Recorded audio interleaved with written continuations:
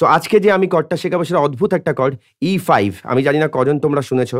E5 কর্ডটা এত easy, তোমরা এত ভালো লাগবে তোমাদের প্লে করতে, আমি তোমাদেরকে দেখিয়ে দিচ্ছি। তাই E5 কর্ড আমরা কি করে প্লে করব?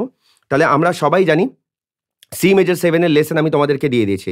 সি মেজর কর্ড আমরা জানি, এই যে C major chord, C major 7 মানে আমি এই আঙুলটাকে তুলে দেবো, মানে এই দুটো আঙুলকে যদি আমি ফেলি, জাস্ট এই দুটো আঙুল, এই যে এই দুটো আঙুল হচ্ছে সেকেন্ড ফ্রেটের 4th স্ট্রিং অ্যান্ড থার্ড ফ্রেটের 5th স্ট্রিং, এটা হচ্ছে সি মেজর 7। আমরা এই 5টা স্ট্রিংকে কিন্তু স্ট্রাম করবো, এটা মাথায় রেখো।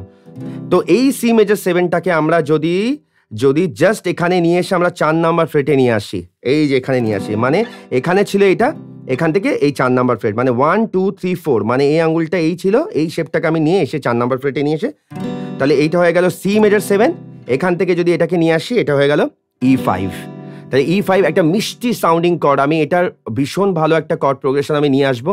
দেখো কত সুন্দর লাগছে, দেখো এটা সি মেজর 7 আর এটা দেখো E5, দেখো দেখো কত সুন্দর একটা মিষ্টি সাউন্ড।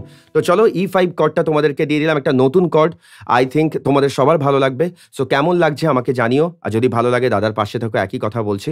সো অনেক অনেক ভালোবাসা রইলো, মন দিয়ে প্র্যাকটিস করো আর খুব তাড়াতাড়ি গিটার বাজানো শিখে যাও। লাভ ইউ অল, সবাই ভালো থেকো।